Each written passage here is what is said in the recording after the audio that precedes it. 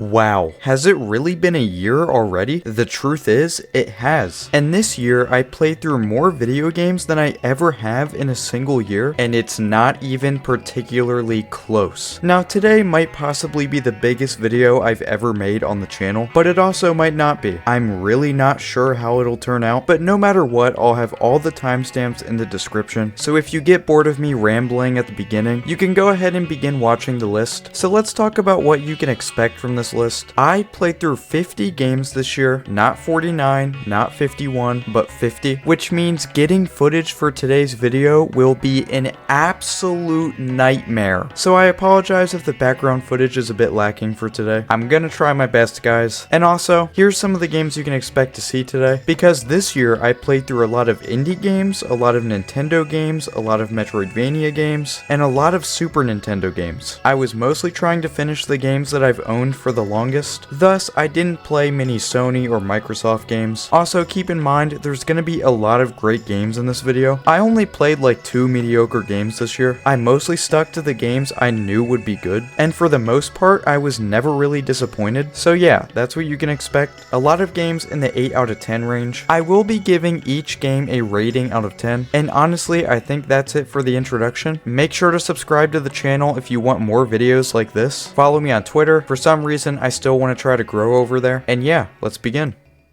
So I want to begin the list by being completely honest. Some of the rankings on this list could definitely be swapped with other entries, because there's a lot of games that I think are equal in their quality, but we're starting off the list with the game that I think I enjoyed the least in 2024. At number 50, I chose Yoshi's Island DS. Oh boy, did this game drag. I almost think the DS in the name stood for Dragging Simulator. It's not a horrible game, but one of the most boring and most skippable platformers you'll ever experience, which is sad considering the first Yoshi's Island game was amazing. Unfortunately, Yoshi's Island DS is a step down in every single category, at least in my opinion, because it seems like most people actually thought it was a great time, while I'm inclined to very much disagree. The gameplay is slow and tedious compared to other 2D platformers, which was already the only issue with the first Yoshi's Island, but now it's made so much worse with the main gimmick of this game, which involves swapping between different babies to use different abilities. It's not fun, it's just annoying. It would be better if you could swap between at all times instead of having these specific stations where you can switch. And yeah, these stations could be better for puzzle solving reasons, but to be honest, they don't even utilize it correctly. It's just not a great feature to add in a slow and monotonous platformer with subpar control physics. Also, another infuriating part of this game is the music. The music in this game is kinda horrendous when you compare it to the original Yoshi's Island, which had great music. There is one track that I do like, which you're hearing in the background, but other than that, it's just soulless, happy-go-lucky Yoshi music that you could only ever like if you had nostalgia for it. And the bosses, I don't remember them too much, but I do remember them being just not as good as the original game. I could talk about how controlling Yoshi is frustrating no matter what Yoshi game it is, but I think I'll just save that conversation for later. Anyway, I think I got my point across. Yoshi's Island DS is a perfectly mediocre 2D platformer, and I wouldn't recommend it. 6 out of 10. So at number 49, we have LEGO Star Wars The Skywalker Saga, a game that once again had decent reviews from fans and critics. As a fan of LEGO games and as a fan of Star Wars, this game was a waste of my time. Now, I don't have too much footage of this game since not much interesting stuff goes on, but basically take all 9 mainline Star Wars movies, cram them into one game, make everything go by so quick that all the major events are narrowed down into one small cutscene, and have annoyingly repetitive gameplay and a horrific lack of any puzzle solving. Yeah, as you can tell, this is my least favorite LEGO game I've ever played. Even the LEGO Star Wars game focused entirely on The Force Awakens was better. The only reason I enjoyed it a bit more than Yoshi's Island DS is that instead of having insanely slow pacing like in that game, this game's pacing is just way too fast, to the point of it being too forgettable. However, I'd still take fast pacing over slow pacing any day. I don't even want to keep talking about this game anymore. 6.5 out of 10.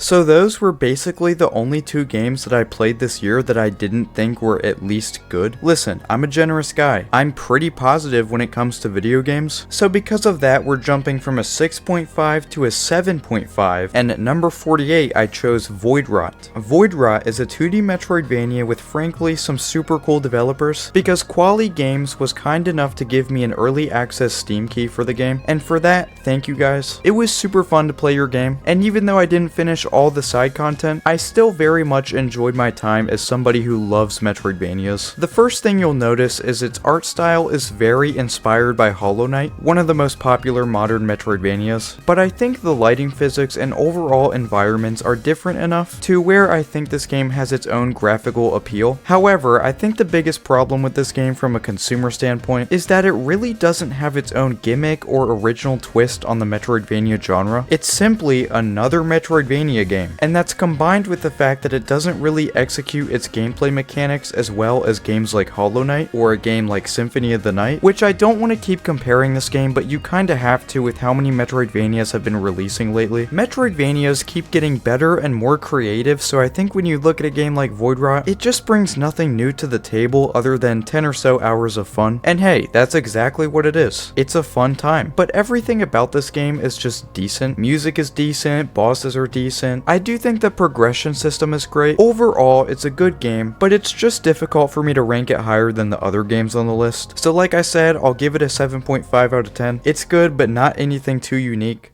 So coming in at number 47 on the list, I went with Minecraft Wii U Edition. Yes, this is a real version of Minecraft, and before any of you ask, yes, I've been playing Minecraft for over a decade now, but I've never beaten the Wii U Edition until this year, so it technically counts for a game that I beat this year. Now listen, I love the legacy console editions of Minecraft. The PlayStation 4 version is still my favorite version, but the Wii U Edition, it's certainly a decent way to play, but it has a few things holding it back retrospectively. First of all, the resolution, 720p on the Wii U and 480p on the Wii U gamepad. Yes, I know Minecraft doesn't need to be 4K or anything, but trust me, it does not look sharp compared to the PlayStation or Xbox versions. And you know what else? It runs worse too. If you're in a detailed area, you might experience a few frame hiccups. For example, if you use a water bucket in a very grassy area, it's gonna lag the game. And also, if you're using the Wii U gamepad, you'll sometimes experience what I can only call splicing. Sometimes the screen on the tablet just gets a bit messed up. Other than that, it's a fun version of Minecraft to go back to. It just has some issues and some lacking content that make it one of the more underwhelming ways to play the game, but it's still Minecraft, so I'll give it a 7.8 out of 10.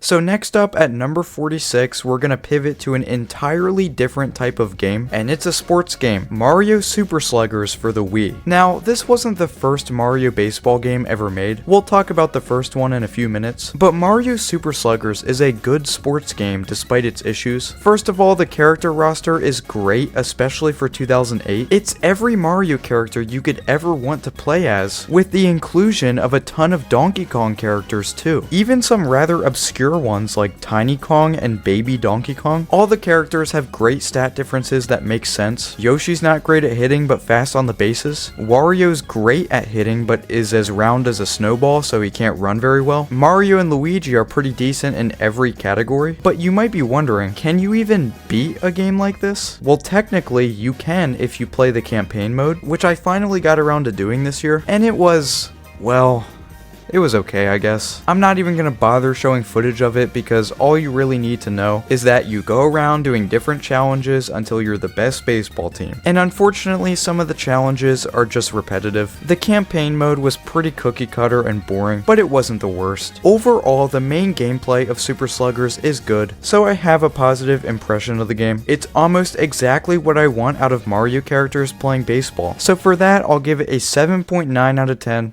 Next up on the list is a bit of a conflicting one, to be honest. At number 45, I chose Bloodstained Ritual of the Night. Now, this game was released in 2018, and as you could have guessed, heavily inspired by Castlevania Symphony of the Night, released in 1997. It's basically a spiritual successor, so let's start with the bad and then follow up with the good. This game's art style, in my opinion, is awful. It's just so damn awkward looking. Most of the time, these 2D, 3D looking games don't end up looking great. I know that there's some other Bloodstained games with 8-bit graphics, but if I'm being honest, this game really should have looked more like Symphony of the Night. Also, it's not just the art style itself that's bad, the animations are completely terrible. I'm not even gonna say anything for this part, just watch.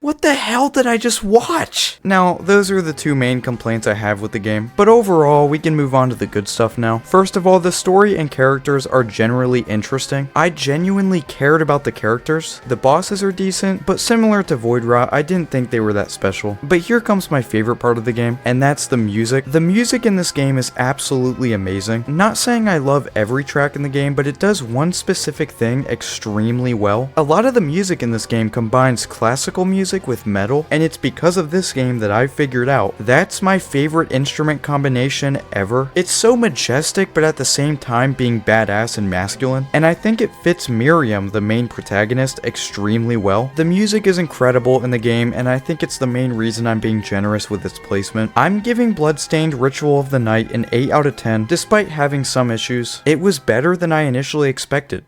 Next up, we have a cute little game about a spider. At number 44, I chose Webbed. I'm gonna say it right now, I love spiders. Especially jumping spiders. Man, they're just so awesome. This is a 2 to 3 hour game about puzzle solving using the main appeal of a spider, the web abilities. Use webs to swing through the air, reach hard to reach areas, attach objects together, and just overall solve some really creative puzzles. It's a very good game that's extremely bite-sized too, which means I'm not gonna spend too much time covering it since there's only so much to talk about. If you like puzzle games and you don't have arachnophobia, give it a go. I did run into one thing I didn't like. There's a side quest where you have to find some ant larvae, and I found all of them except for one in an area where I could no longer enter, and that was really frustrating. That's my only issue with the game. Give it an 8 out of 10.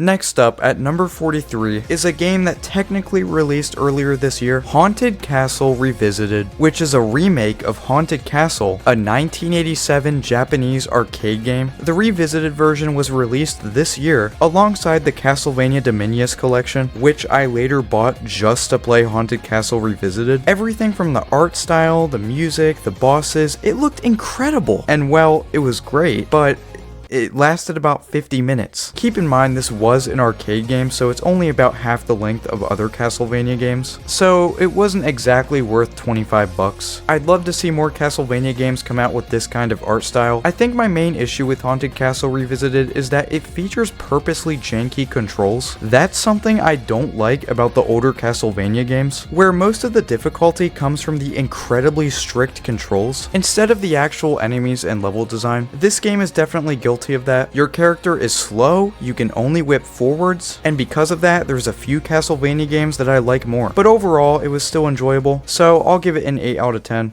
Next, at number 42, we're going to talk about Pokemon Alpha Sapphire, which is a confusing entry on this list because I can't even remember if this is my first time beating the game. I know I finished Omega Ruby, which is basically the same game, let's be honest, but technically, I haven't finished Alpha Sapphire, and since I own it now, I figured I'd give it a go since I was in the mood for some, I guess, Pokemon nostalgia. Unfortunately, I kinda got underwhelmed by this game when I played through it this year. Don't get me wrong, 8.1 out of 10 is still a good review, but I was expecting to give this game something like an 8.5 because this was one of my favorite generations as a kid. But coming back to this game, I was able to completely breeze through every single battle in the game, and I'm not even a professional Pokemon player or anything. The game was just stupid easy for some reason, and it kinda made my victories less enjoyable, but there is still a lot to like about this remake. It's just not better than Emerald version. Anyway, that's about it. I already played Omega Ruby a few years ago, so I'm not gonna pretend I have a lot to say about Alpha Sapphire, so I'll give it an 8.1 out of 10.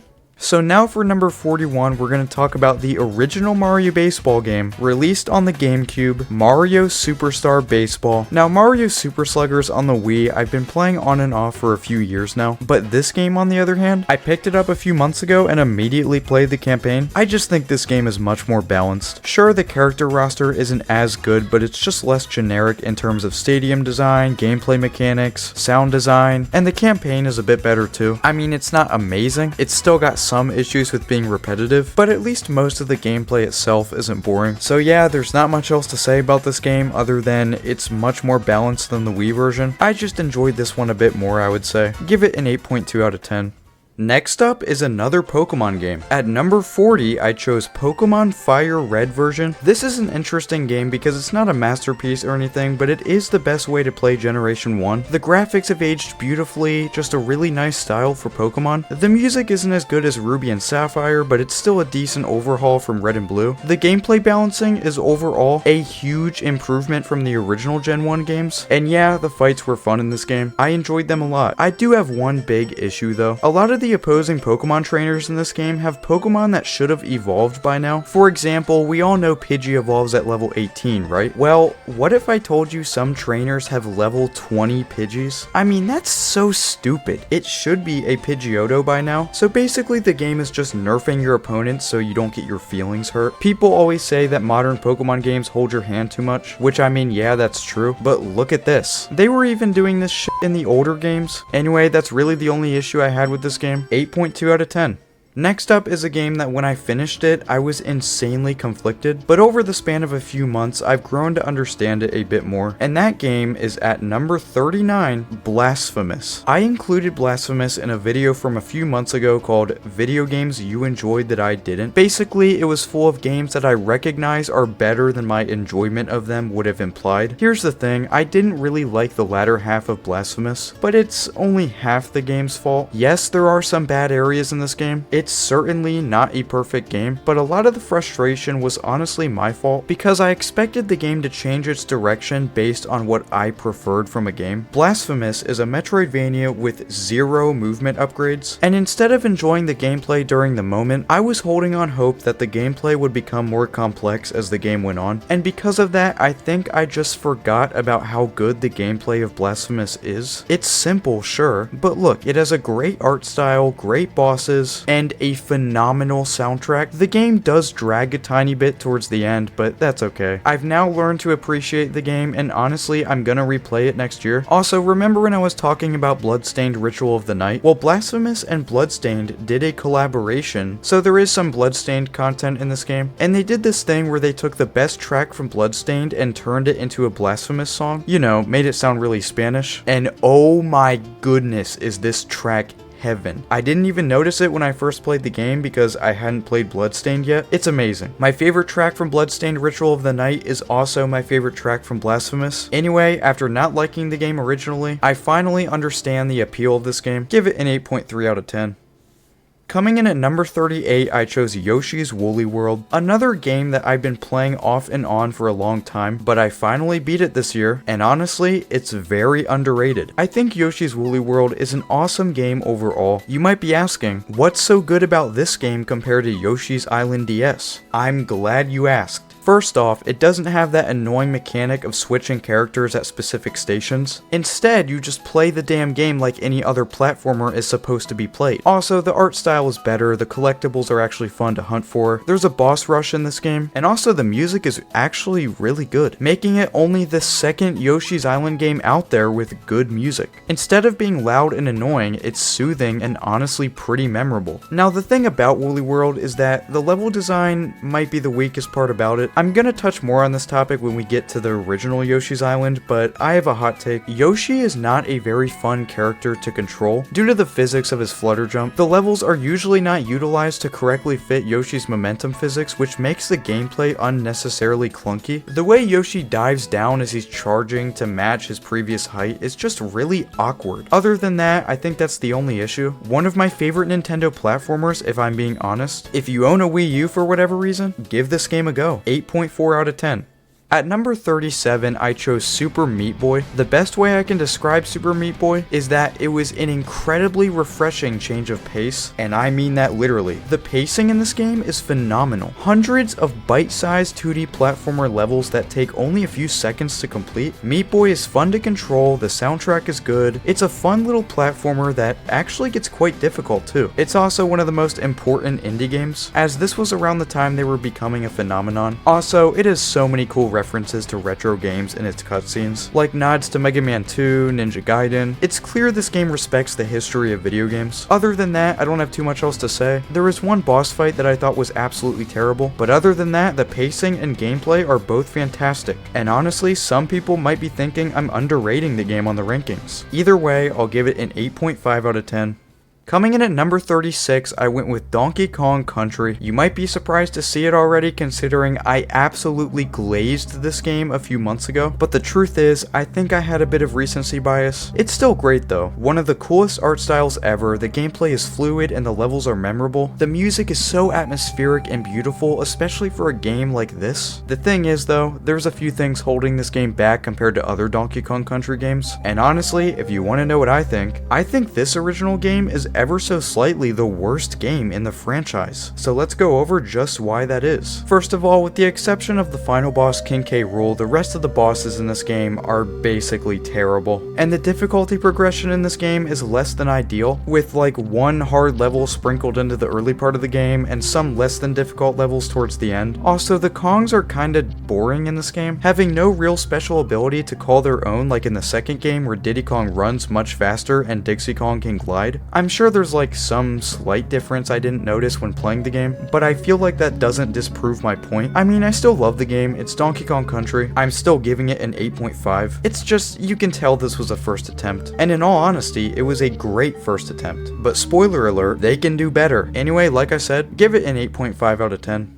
At number 35, I chose Metroid Dread. My relationship with Metroid Dread is similar to my relationship with Blasphemous. I included it in that video I mentioned earlier, video games you enjoyed that I didn't. Metroid Dread is a phenomenal game. Really, my only true complaint about it is that the controls are kinda all over the place, or at least that's how it was for me. In Metroid games, there's a lot of different ways to take down an enemy, which means they have to cram all the attack methods into these weird button combinations. It was fine enough to where I could beat the game, but definitely not the greatest Metroidvania in terms of combat mechanics. In reality, the big thing holding Dread back from being one of my favorite games is just the concept itself. A huge focus of this game is that you're being chased by killer robots that you typically can't damage and just have to escape from. It's insanely unnerving, and I felt like I had to rush through the game just to take these guys out. It is nice that once you kill them, you never have to deal with that specific robot for the rest of the playthrough, but still, it's definitely,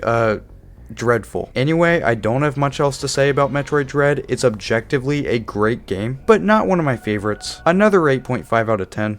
At number 34, I chose Just Shapes and Beats. The best way I can describe Just Shapes and Beats is that it's what you get when you combine Geometry Dash with Undertale's combat system, because you're flying around just trying to avoid moving obstacles until you reach the end of the level. It's a simple concept, yes, but they do so many cool and unique things with this game that make it worth playing. The game is focused a lot on music, and I gotta be honest, I'm not a big fan of dubstep, but it does feel natural for this game. It also goes for an emotional story despite not having dialogue. They did pull it off well, but I personally didn't care for it too much. There's not much else to say, I only did the main story levels. There's some challenge levels that cycle in and out sometimes. It's worth giving a go. Once again, 8.5 out of 10. At number 33, I chose Doom, specifically Doom 2016. Doom 2016 was my first time playing through a Doom game, and it was great. Good combat mechanics, good visuals, great music. This is a very well-rounded game. I only played the campaign, so I'm not sure how the multiplayer is or anything. I feel like most of us play Doom for the campaign, so yeah, this game was just very refreshing as somebody who hadn't really played a ton of first-person shooters at the time. The fights in this game just excite you. It's simply fun to kill demons. It can get a bit repetitive, but who cares when the gameplay is good. It does start out kind of slow until you get upgrades. Either way, I think it's great. Yet another 8.5 out of 10. I swear I'm not doing this on purpose. And coming in at number 32, I went with admittedly a bit of a hot take, and that's Donkey Kong Country 3. Yeah, I thought Donkey Kong Country 3 was ever so slightly better than the first game, and maybe that's blasphemy to say, but hear me out. Two reasons I chose it over the first game. One, you can basically save the game after each level by simply traveling back, which is a bit better than the saving mechanic from the original game. And two, I just think the level design and level consistency is better. There's not as many unique looking looking areas. Donkey Kong Country 3 has very limited environments. The game looks good, but the geological areas aren't that distinct, which is kind of disappointing. But we're here to play the levels, not to look at them. And Donkey Kong Country 3's levels play better from my experience. Of course, the game does have its bad levels, or at least that's what I was told. There was really only one level in the game that I hated, and it was one of the last levels. For example, I really liked Ricksaw Rage, which is a level that's constantly clowned on by the internet. Now, in terms of the game's protagonists, I know people don't like Kiddy Kong that much, but at least the Kongs in this game have their own unique abilities, unlike the first game where they don't really feel any different. Also, the bosses aren't insanely good or anything, but they're far superior to the bosses from the first game. Anyway, if you think this game sucks, be sure to let me know, but honestly, I really enjoyed it. Yet another 8.5 out of 10. At number 31, we have one of the best indie games from this year, Animal Well. This right here is what the gaming industry needs more of. Instead of spending $200 million making yet another realistic adventure RPG, make something smaller, memorable, and passionate. Obviously, I recognize that AAA studios have their reasonings for making the type of games they do, but it doesn't mean indie games like this are not refreshing to see. Animal Well is a Metroidvania, but unlike the others, it features virtually zero combat at all, completely puzzle based. One might even call it a Metroid Brainia. I did have to look up quite a few things, and the game lacks any breathtaking music or anything, but it's one of the most unique modern games I've played. I love the Atari art style, especially with the scan lines included. Not much else to say about Animal Well other than it was a really refreshing experience, so I'll give it an 8.6 out of 10. Coming in at number 30, we have Ender Lilies, a game you might be surprised to hear that I played because I kinda forgot to talk about it, but it's a great game. Souls-like Metroidvania with fun gameplay, a great soundtrack, good art style, great narrative. Something about the game was a bit off though. I kinda just didn't retain that much from it. It wasn't too memorable, even though I don't even really have any issues with it. I didn't get the final true ending, but I did get the first two endings, and if I'm being honest, I didn't feel like getting the last one. Some backtracking was required, and all it really was the same boss as before, but more difficult. Again, I honestly don't have any issues with this game other than it wasn't that memorable, but that could also just be my fault at the end of the day, because I think I played through this game while multitasking. Either way, it's a high quality Metroidvania, so give it an 8.7 out of 10. And coming in at number 29, we have another game from this year, The Legend of Zelda Echoes of Wisdom. Echoes of Wisdom is a great experience, but it has two issues that hindered my enjoyment of the game a bit. Otherwise, it was a perfect experience, but these two issues do affect it quite a lot. First off, frame rate issues. Now, I played through the game at launch, so I'm not sure if they fixed this or not, but frame rate issues were unavoidable in the beginning. It wasn't game ruining or anything, but it absolutely did break immersion. But more importantly, the user interface is the biggest flaw with this game. This long, annoying quick menu returned from Tears of the Kingdom. This menu is objectively flawed because instead of having a 3x3 menu where you could see a ton of items at once, you have this annoying line that goes on forever. And yeah, it's just horrible. But other than that, the narrative is good, the world is extremely fun to explore, the dungeons are decent, the gameplay mechanics are very unique. Echoes of Wisdom features high highs and low lows, but I do think overall, it's one of my favorite games from this year. I'll give it an 8.7 out of 10.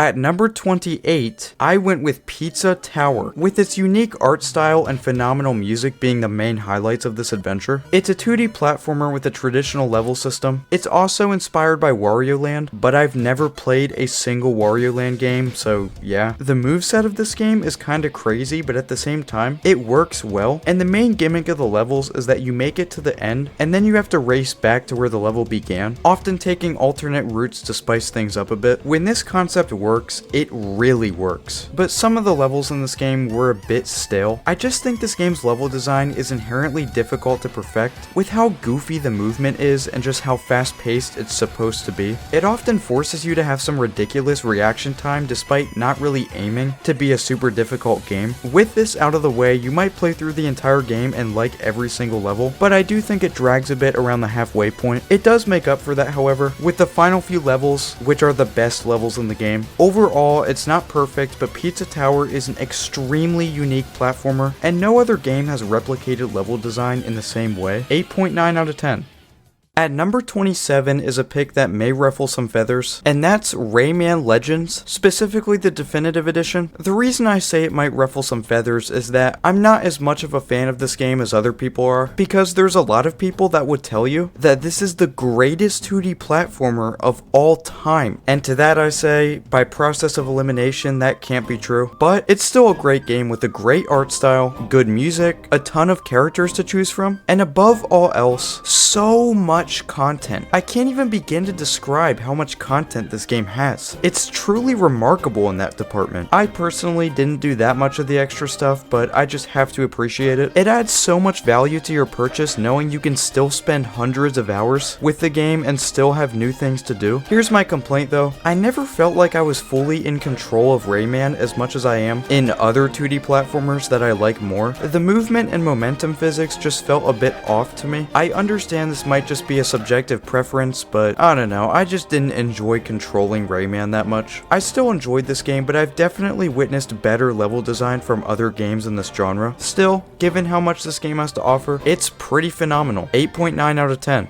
And at number 26, I went with Paper Mario: The Thousand Year Door Remake. After playing this game, I keep going back and forth on whether or not I think it's a bit overrated, because on one hand, the combat mechanics are phenomenal, the music is great, the bosses are great, the art style is great, but on another hand, the game is not free of issues. First of all, in regards to this version of the game, the Nintendo Switch Remake, the game went from 60 FPS on the GameCube to 30 FPS on the Switch, and look, I'm just gonna come out and say it, that is absolutely unacceptable. I know people try to defend this decision by saying, oh, well, they improved the visuals a lot, so that's why. And to that I say, visuals are not as important as a consistent 60 frames per second, especially in a game like this, which requires precise movements. 30 frames per second objectively makes it harder to pull off these moves. Anyway, enough about the FPS. I think an issue with the Thousand Year Door is the pacing, but I mean, so what? Most RPGs have this issue, but the game drags in a lot of areas, including this one place where you're just on a moving train not really doing much battling at all. Overall, it's just a tiny bit rough around the edges, but at the end of the day, it's a fun RPG with memorable characters and a great combat system. I will be checking out the original game sometime though, just to see if it plays any better. Either way, I'll be giving it an 8.9 out of 10, maybe a few points lower than what it truly deserves, but I feel confident about its placement.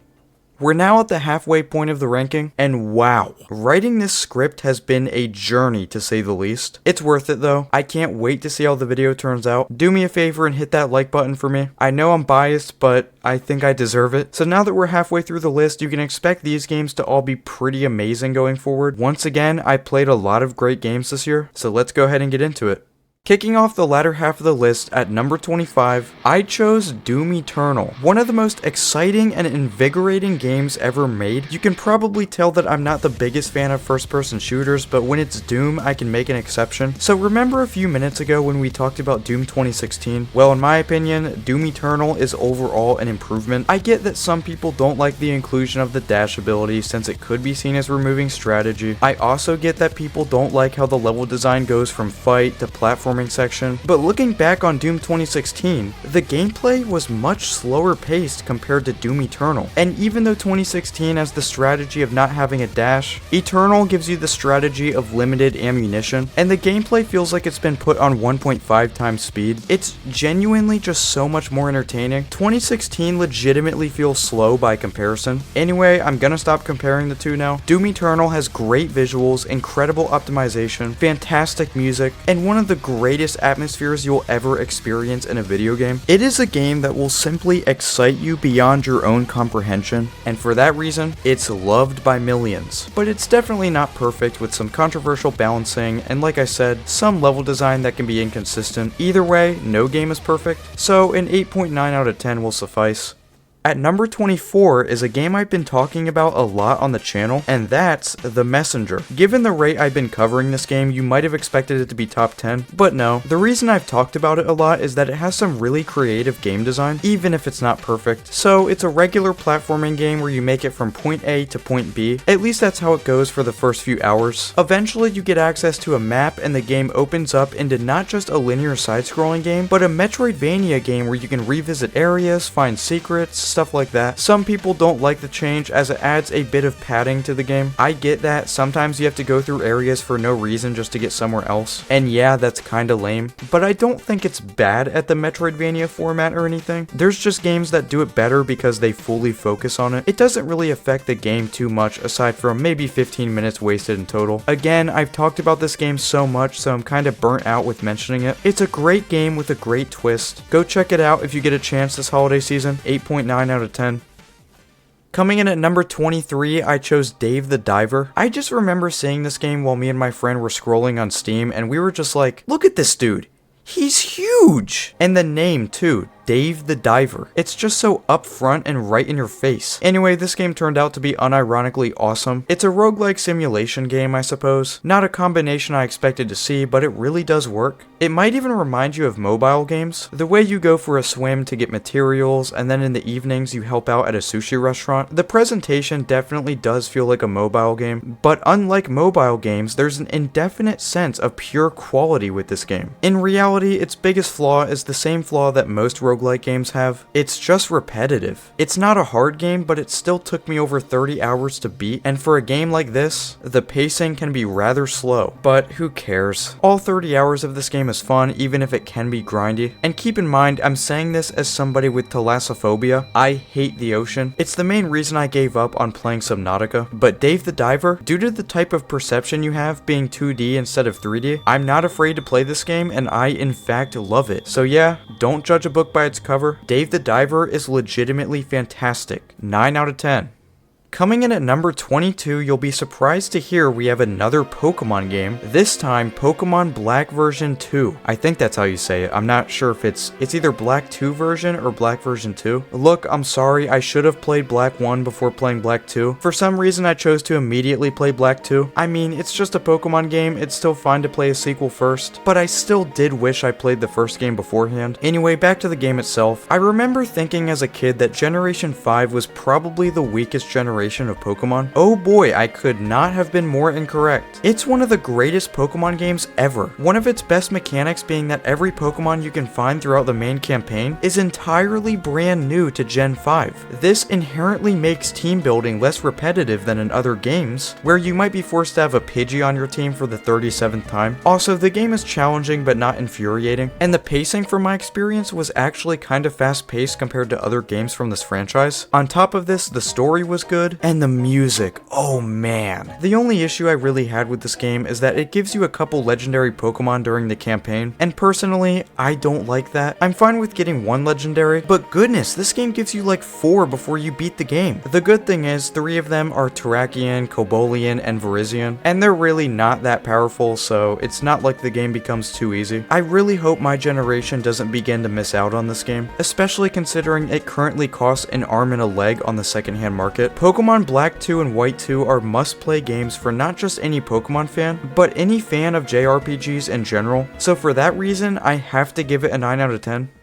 At number 21, I chose Super Castlevania IV. On a subjective level, this is my favorite game in the Castlevania franchise, but there will be another Castlevania game talked about in a few minutes. When I played this game earlier this year, it really made me realize that looking at a game like this on a CRT TV is a feeling you can't really replicate with any type of modern software or hardware. Sure, emulators and re-releases can give you filters that look like CRTs, but do they fully replicate it? Not from what I've seen. The thing with Super Castlevania 4 is that it doesn't do anything particularly amazing, but it does a lot of things great to the point where it combines together to make a 3-hour marathon of side-scrolling awesomeness. This was the first Castlevania game to really give you full control of your character's movement and attack directions. Remember all the way back when I talked about Haunted Castle Revisited, and I mentioned how the controls were purposely stiff? Well, in this game, they're purposely fluid, and have aged pretty decently for a game that's almost 34 years old. Also, I love the music. It's not necessarily the extreme metal that you'd expect to see from Castlevania, but it's early SNES music at its finest. It's extremely memorable even if the sound font can be a bit weird for today's standards. As I said, the game is about 3 hours long, but for a side-scrolling game like this, that's an alright amount of content. And since the game allows you to use the whip in 8 directions now, you can basically hit enemies through walls or ceilings much easier than before. Some people don't like this and say it makes the game too easy, but honestly, I think the game is just teaching you to be aware of your surroundings surroundings to make your life easier. It teaches you to really use your noggin. Of course, this game is a bit easier than other Castlevania games, which is why I was able to beat it. The one flaw I had with this game is that I couldn't get the saving feature to work, so I had to leave my console on all day to play through it without losing my save data. But since it isn't a long game, I didn't care too much, and you can just use a save state on any modern re-release. Overall, it's not a groundbreaking adventure, but it was memorable and it's got an incredible video game atmosphere as well. Give it a 9 out of 10.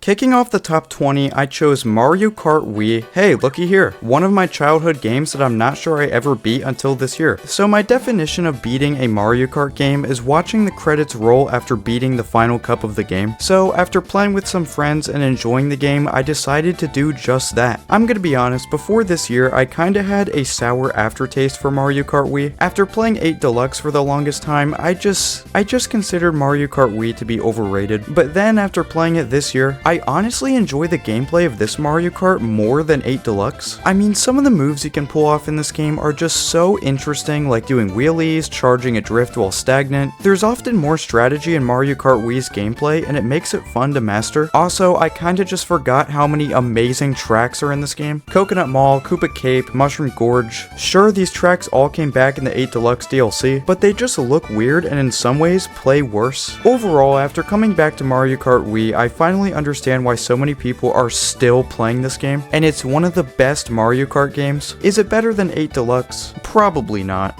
but it's up there, so I'll give it a 9 out of 10.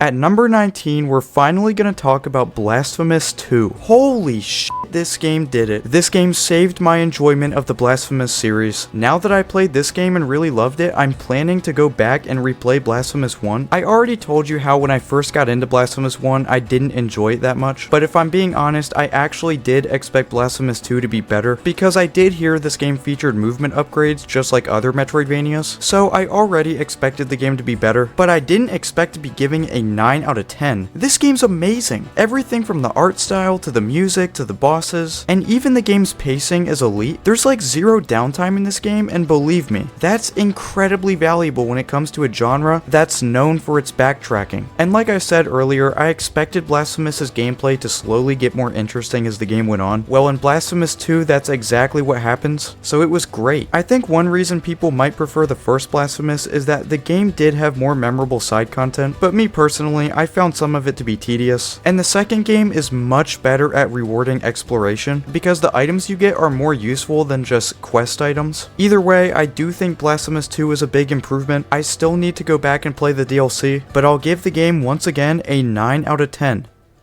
And coming in at number 18, we have another Metroidvania, Nine Souls. Nine Souls can be best described by it's what you get when you combine Hollow Knight with Sekiro. It's a Metroidvania Souls-like with a great art style, unique combat mechanics, and some of the best bosses you'll ever fight in gaming. The combat is heavily reliant on using parrying to counter enemy attacks, because it's how you charge up your moves. Also, it's pretty difficult too. Now, there's other things I like about the game. The story is decent, the characters are all insanely lovable, and the lore runs pretty deep in this game. The thing with Nine Souls is the rest of the game isn't spectacular or anything. The map system is kind of annoying. The way the areas are all divided like this just isn't as effective, and the map aesthetic is kind of just ugly to begin with. It makes the game feel less open and instead segmented, which admittedly it kinda is. It's one of the more linear Metroidvanias. Also, I didn't love the music in this game. The final boss theme is incredible, but a lot of it, I mean, it's not bad, I just wouldn't put it on a playlist. But yeah, the map system isn't great and the music could be better, but these are small issues when you compare them to what the game does so incredibly well. The bosses are absolutely insane, and the game forces you to master combat physics to beat the game, which I like. So it might not be elite at every single thing like a game like Hollow Knight, but it is elite in a few categories while being decent at others, and when the bosses are good in this game, they're really good. Seriously, I think the final boss of this game is the greatest boss in Metroidvania history, so for those reasons, I have to give it at least a 9 out of 10. At number 17, we finally have Yoshi's Island. Oh man, I've been teasing talking about this game since the beginning of the ranking. Yoshi's Island is an interesting game because I feel like the level design could be better, but basically everything else about the game is elite. However, let's go over one annoying issue I have. There's a lot of collectibles you need to find to 100% the game. In order to 100% a level, you need to find 20 red coins, 5 sunflowers, and you need to beat the level at full HP. You need to do all of this in the same completion of said level. Meanwhile, in Yoshi's Woolly World, you can get all the sunflowers, then come back after doing some other levels, and you don't have to recollect the sunflowers again, which is absolutely less tedious. Anyway, that's it for the collectibles. Remember when I said Yoshi isn't that fun to control? Well, ironically, he's more fun to control in the original Yoshi's Island, and somehow became slower and more annoying to control in modern day. His acceleration is a lot better in the original, and overall, the levels do seem like they were better designed with Yoshi's moveset in mind. Also, the boss fights in this game were honestly a pleasant surprise. There were some really creative ideas shown off that I won't be spoiling. The thing I don't like about the levels is that some of them just drag. For example, there's this auto-scrolling cave level that is the literal bane of my existence. I'm not kidding. This level sucks. Other than that, I have no more issues with the game. It has one of the best art styles in gaming, a super iconic soundtrack, underrated boss fights. It's a really great video game, so for that, I'll once again give it a 9. So coming up next at number 16 is my favorite game that was released this year, Prince of Persia: The Lost Crown. Yup, I did not expect a Ubisoft game to be this good, but wow. Prince of Persia: The Lost Crown is quietly one of the best games from this year, and also one of the best Metroidvanias ever created. Similarly to Nine Souls, the combat relies on parrying, but it's not as reliant. Unlike Nine Souls, where parrying is used as more of an offensive strategy, The Lost Crown gives you multiple different strategy choices for how to use this move. Depending on which amulets you have equipped, you can use parrying to recover HP, or you can use it for something like charging your surge meter, which is an insanely powerful move. I do think Nine Souls and The Lost Crown are both super close in terms of how good they are, but I'm giving The Lost Crown the slight advantage because the map system and exploration is a bit better. It still has great storytelling and actually does have some really good plot twists. Some people don't like the art style of this game, and while I do understand why, I don't think it's nearly as bad as a game like Bloodstained: Ritual of the Night. The lighting physics look more natural, and the animations make much more logical sense, so the game was still pleasant to look at. The bosses are fantastic in the game, just another really incredible Metroidvania game. Once again, give it a 9 out of 10.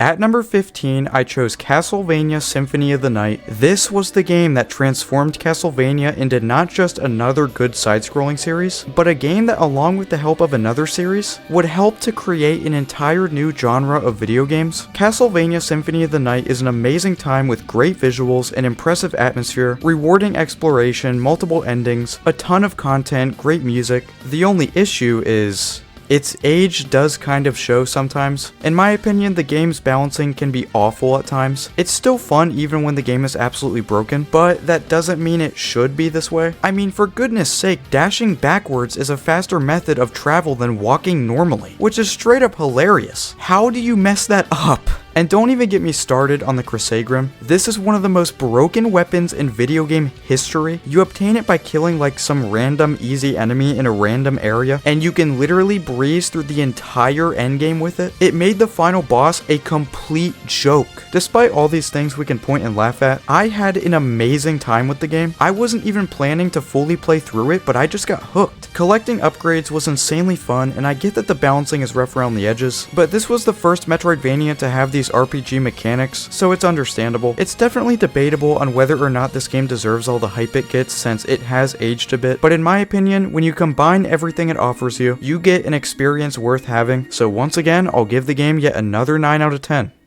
And coming in at number 14, I chose Elden Ring, okay? I know placing this game at 14 is a death penalty, but I really can't rank it any higher when my enjoyment of the game was a bit all over the place. If this were a favorites list, I actually would have been more harsh on it, but in this video, I'm trying to be decently objective, but I can't be fully objective with Elden Ring because I just never fell in love with the game. It felt like right when I started to enjoy it, I got to the end game and experienced some pretty stupidly designed boss fights like the Godskin duo. Then I got absolutely obliterated by the Beast Clergy regimen. The thing about Elden Ring is I'm sure I would have been a lot better at the game if I were to use an Xbox controller, but I bought the PS5 version and I'm kinda terrible with the DualSense controller, so I kinda shot myself in the foot with that one. It is objectively a great game with the amount of freedom it gives the player, and plus when the bosses are good, they're amazing. Also, I think a lot of people will have similar experiences with their first playthroughs. It's a very difficult game on its own, and I was only able to beat it by over leveling towards the end. I will probably give Dark Souls Remastered a shot. There's still a chance I can enjoy more Souls games, but all I can say about Elden Ring was that it was a great game that maybe just wasn't for me. It has similar issues to Symphony of the Night where some of the balancing is a bit rough, but a lot of that has been fixed since the launch of the game. I certainly didn't come away thinking it was the greatest game of all time or anything, but I do recognize what's appealing about it, so for that reason I have to at least give it a 9 out of 10.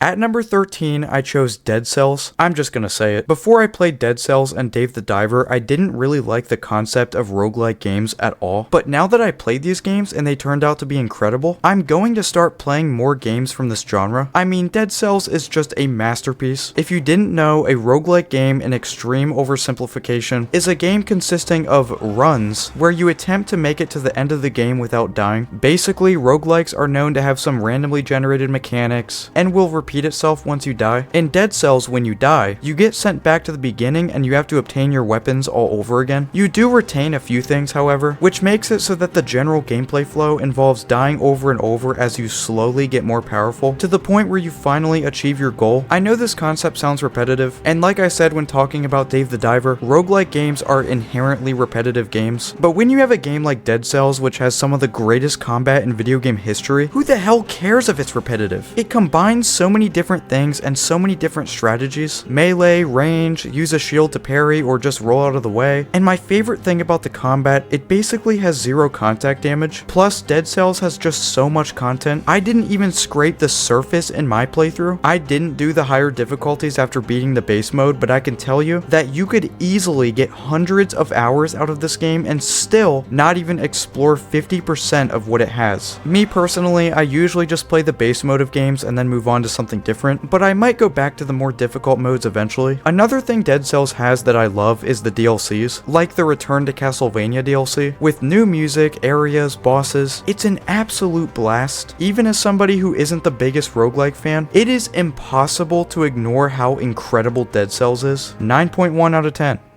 Next up at number 12 is Sea of Stars, which is made by the same team behind The Messenger and takes place in the same universe, albeit a few hundred or even thousands of years before the events of that game. So The Messenger was a game inspired by Ninja Gaiden, and Sea of Stars is a Japan RPG inspired by other JRPGs. Sea of Stars does have a few issues, a tiny bit of a slow beginning like most RPGs, some minor pacing issues throughout the game, and also in order to get the true ending there's this tedious collectible fetching side quest you need to complete. Everything else about it is perfect though. Yeah, perfect. Everything else is just perfect. One thing you just have to appreciate about this game is it's a game from 2023 with lovable characters. I know Nine Souls has that too, but like there's too many annoying characters in the gaming industry nowadays to the point where when you come across a game where all of the characters love and respect each other, it's almost refreshing. And just look at that art style, man. It combines 16-bit pixel art with unbelievable lighting physics. It looks absolutely stunning in some areas. The narrative of this game is also pretty good, but it's been done before, so it ain't anything remarkable. The combat mechanics, on the other hand, they're different enough from other RPGs, but at the same time doesn't feel too untraditional. All the new mechanics work extremely well, and if I'm being honest, some of the gameplay mechanics in this game work better than they did in some of the most loved JRPGs ever made. And man, the music slaps as well, especially since they got Yasunori Mitsuda to do some work on the game. I definitely recommend Sea of Stars to those who like old school RPGs. It's honestly right up there with the classics. Give it a 9.1 out of 10. And then just missing out on the top 10 at number 11, I chose Super Mario World. I was not expecting to rank this game this well, but then I started thinking, what didn't this game do correctly? I mean, similar to Donkey Kong Country 3, the environments could have been more interesting, and that's it.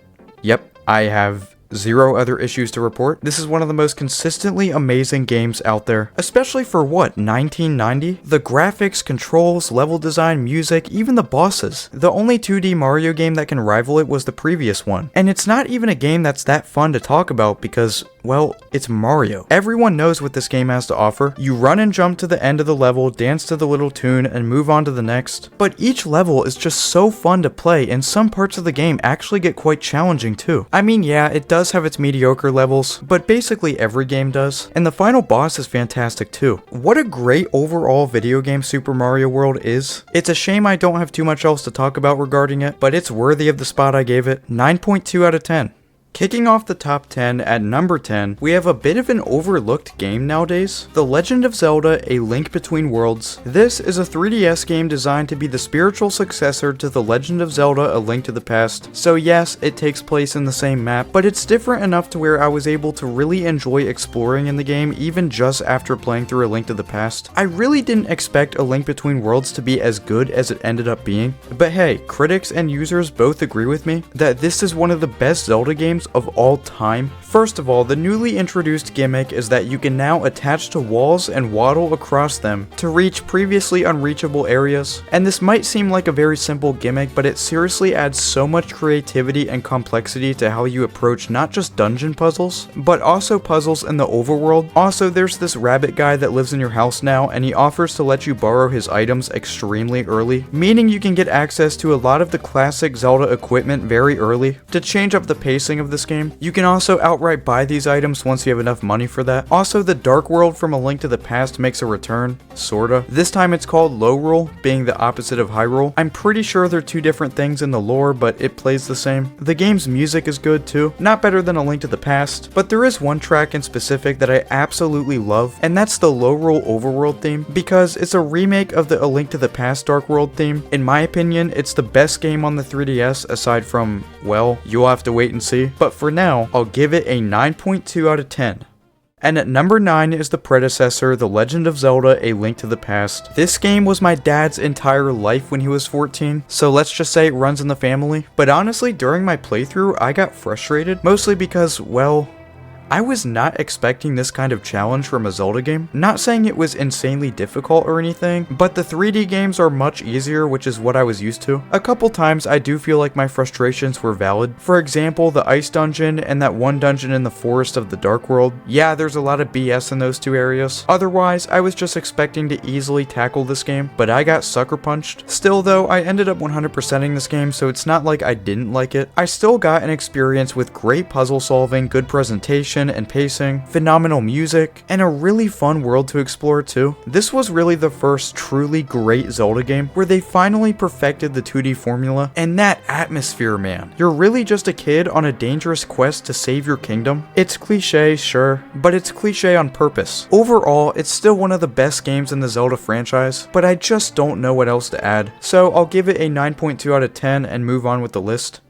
And at number 8, I chose Super Metroid. This was the final game I completed in 2024, the 50th game of the year. So is it the best Metroidvania ever made, like some retro game purists tell you? It's hard to disagree. Yeah, the controls are a tiny bit stiff in modern day, but it's nothing you can't get used to. And another thing you can get used to is how this is by far the most immersive 2D game ever made. It's a bit of an interesting case though. If you've played a Metroid game before, you know they are incredibly cryptic. Sometimes there's a random item on some random block on the ceiling with absolutely zero hint of anything being there. So yeah, it was a bit of a Nintendo Power game. Retrospectively, it's best to just use internet guides to enjoy the game at its fullest potential. The thing about Super Metroid is the best thing about the game isn't the combat or the bosses or the story. It's something more touching, something more abstract. In Super Metroid, you find yourself on the planet of Zebes as you discover one of the first games to mimic an actual ecosystem. This planet almost feels way too real because there's things that make zero sense, like items being hidden on the ceiling for no reason, and then there's things that make almost too much sense for a video game, and you don't even realize it until afterwards. I know I'm just kind of talking out of my ass and not really mentioning the main features of this game, but it's kind of hard not to when you have a game as innovative and original as this. If you want to learn more about what makes this game a truly special experience, I recommend watching this video from I Am a Dot, where he talks about the best themes and moments in this adventure. As for me, I don't mind using internet guides, so this game was indeed a blast. The best part about the gameplay is collecting those upgrades, man. It's like a gigantic Easter egg hunt. Now, the bosses in this game are not incredible on their own, but it's the moments surrounding their encounters that makes them insanely memorable, and that's one of the best things a video game can do, be a memorable experience that sticks with you. Overall, I just think this was one of the best gaming experiences I had this year. Give it a 9.3 out of 10.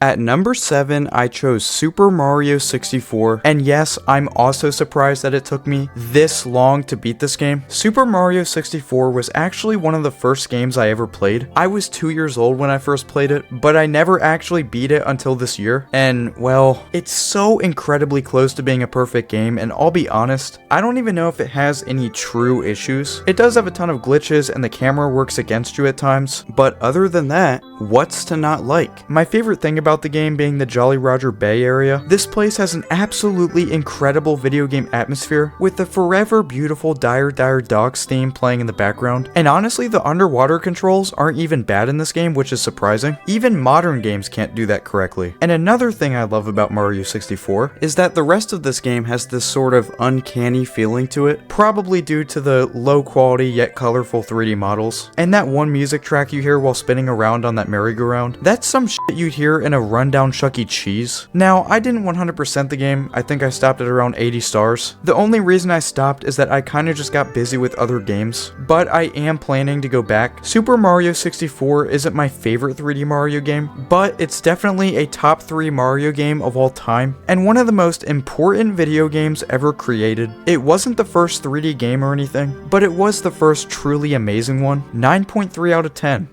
Coming in at number 6, we have Okami, specifically the HD version. Now, this game might sound obscure compared to some of the other classic games in the top 10, but trust me, it isn't. It's an extremely beloved game, and it's for good reason. Okami is what you get when you take the format of a 3D Zelda game, but make it about Japanese mythology and folklore. A lot of the runtime in this is just spent immersing yourself in this world, interacting with the characters, running through the open fields. It's the epitome of an adventure game. You're running around doing various tasks, fighting bosses, digging holes, retrieving items. You're essentially the savior of these people, and it couldn't feel any more worth it. So you're looking at this game right now, and I think it's not a hot take to suggest that it has the best art style in gaming. Again, that's an opinion, but I think everyone can see where I'm coming from with that. The only issue the game has is once again the pacing, but I mean, this is the case with almost every adventure RPG. This genre typically has some padding, and we kinda just have to get used to that at this point. But once again, there's so many amazing things about Okami. I cannot begin to express how excited I was to see a sequel announced at this year's Game Awards. 18 years after the game was released, might I add. It's going to be an interesting experience for sure. As for the first game, give it a 9.3 out of 10. Coming in at number 5, we're finally going to talk about Donkey Kong Country 2. Oh man, what a sequel this game is. You know what I think is funniest about this game is that I have it placed at number 5 in a top 50, and I don't even think it's the best game in the Donkey Kong Country franchise, but it's for sure the second best, and it ain't even close either. Compared to the other 2 Donkey Kong Country games on Super Nintendo, the first game and the third game, Donkey Kong Country 2 Diddy's Conquest is by far the superior game when it comes to level design, protagonists, bosses, difficulty, art style, music. It's better at literally every single thing, except for that weird saving mechanic where you have to pay in-game currency to save your game. That was pretty stupid. But yeah, other than that, there's a few mediocre levels in this game, and then everything else about it is just straight up perfect. And man, some of these levels are just so unique. Gliding through a beehive on a parrot, a roller coaster race against a ghost pirate. The game really makes you say, what am I gonna get to see next? It also makes you say, what am I gonna get to hear next? Because the music in this game is so unbelievably good, it almost doesn't even make sense. David Wise is an absolute madman of a composer. My favorite tracks include Minding Melancholy, Stickerbush Symphony, and Forest Interlude, which you're hearing right now. The thing is, even the weakest music compositions in the game would be one of of the best compositions for any other video game. Well, any other video game besides the one we're going to talk about in a few minutes. Also, it's just one of the best looking games on the SNES. I know you might be saying it looks the same as the other Donkey Kong Country games we went over today, but the environments are much more unique and much more interesting and beautiful to look at. Just look at the backdrops in some of these levels. It's truly amazing. Anyway, Donkey Kong Country 2 is a must play for platformer fans. Give it a 9.4 out of 10. The next game is going to be a bit of an interesting one because I've got Portal at number 4. Portal isn't one of my favorite games of all time or anything, but I had to put it here because it's an all-time classic with literally 0 issues. I know some people don't like that it's only a few hours long, but hey, there is nothing wrong with shorter video games. This game has the most elite pacing I've ever seen in a game. Every room immerses you in its own creative puzzles that are extremely fun to figure out. You just keep going from room to room as you slowly become adjusted to the mechanics and get better and better as the puzzles get more and more complicated. The narrative itself is compelling too, and I haven't looked into it, but I'm sure the game has some decent lore. I'm not going to talk too much more about this game since once again, it's a short puzzle game involving creating portals to make it to the next room. It was mind-blowing for the time and honestly still kinda is. It's aged extremely well. I can't wait to play the sequel eventually, but I just haven't gotten around to it. I've heard it's even better, but that's gonna do it for Portal. I have to give this game a 9.5 out of 10. The only issue you might have is the final boss, I guess you would say, is kinda clunky and weird. Anyway, let's move on. And coming in at number 3, I chose Chrono Trigger, one of the most influential RPG video games ever created, but it doesn't stop there. It's also one of the most influential gaming soundtracks of all time. Composed by Yasunori Mitsuda, Chrono Trigger is the Japanese RPG. It wasn't the first one, obviously, but it was a community effort between all the best early adapters of this genre, and they made a game that really did stand the test of time, which is fitting considering this game is all about time. Chrono Trigger, similarly to Super Metroid, has so many deep philosophical narratives shown off throughout the story, whether it's themes of nihilism, hopelessness, perseverance, existentialism. I once again recommend checking out this video by Max Durat if you want to learn more about it. In simple terms, Chrono Trigger teaches you that with the help of others, you can save your entire future. Either that or you can barely fall short and nothing will end up changing. The game is a turn-based Japan role-playing game, although you can choose between having live battles or turn-based. Live battles, to my knowledge, just means enemies can attack you at any point even if you haven't decided your next move. Now, remember when I said that basically all RPG games have pacing issues? Well, this game has incredible pacing. In the original version, there's absolutely 0 padding whatsoever, meaning the game literally never gets boring and always has something interesting going on. The gameplay is fun and balanced, especially for 95. Aside from one character not being strong enough, Chrono Trigger's balancing is almost perfect. But now we get to the music, and in my opinion, it is safe to say it's a top 3 video game soundtrack of all time. Even in the areas that have no business sounding good, the music is just so special. And to my knowledge, this was the first game to include the Mitsuda's lick that you hear so often in video game music. It has some of the greatest compositions in the history of gaming, including Wind Scene, Peaceful Days, Frog's Theme, Corridors of Time, the art style, the world, the characters, the boss battles. This is the best turn-based RPG I've played, and it's not even close. So like I said, there was one character in this game that supposedly wasn't balanced the greatest, and that's Meryl. Unfortunately, some of the newer versions of Chrono Trigger have some pointless side content that adds nothing but padding to the game, but it really doesn't matter too much. You can just choose to not do them. Chrono Trigger is one of the greatest games of all time. It really is nothing short of a memorable adventure, so let's give it a 9.7 out of 10. So now we've made it to number 2 on the list, but actually, we're gonna group number 2 and number 1 together because they're both the same game except different versions. You can probably guess what this is gonna be. At number 1, I chose The Legend of Zelda Ocarina of Time, and at number 2, I chose The Legend of Zelda Ocarina of Time 3D for the Nintendo 3DS. We're gonna break the rules of the list and talk about the number 1 spot first, since it's the original version. The Legend of Zelda Ocarina of Time isn't just a video game, it's an artistic masterpiece masterpiece in every stretch of the definition. It is the blueprint for basically every 3D adventure RPG and basically every 3D action game. My commentary for Ocarina of Time will never do the game justice, but that's okay. Considering whether you love this game or think it's overrated, we all know why this game is so incredibly important. I just cannot believe this franchise finally perfected the Zelda format with games like A Link to the Past and Link's Awakening on the Game Boy, and then decided to completely pivot to a 3D perspective, and immediately made maybe the greatest game of all time. Ocarina of Time, released in 1998, has great dungeon design, memorable characters, phenomenal music, a great story, good side content, and guess what? It's another RPG with ridiculously good pacing. It may still take you over 25 hours to beat, sure, but compared to other 3D Zelda games, there's very little downtime in this adventure, and that gimmick where you travel between the future and the past repeatedly throughout the game is so fun, especially considering it affects how you play and what weapons you can use. The dungeon design is amazing.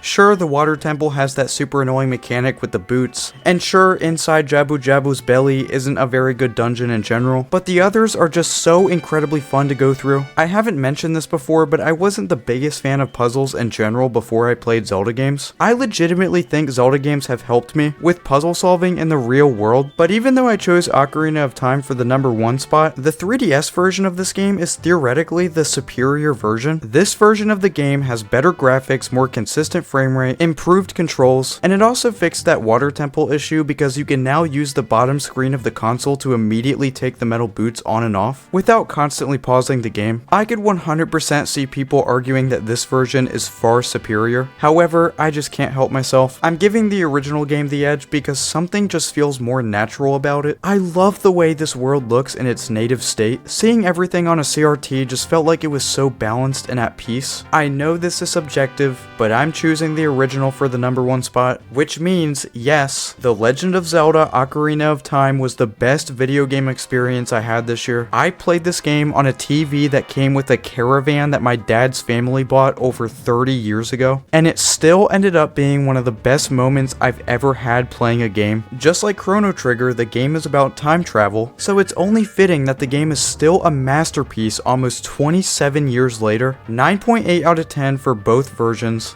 And with that, that's the end of the list.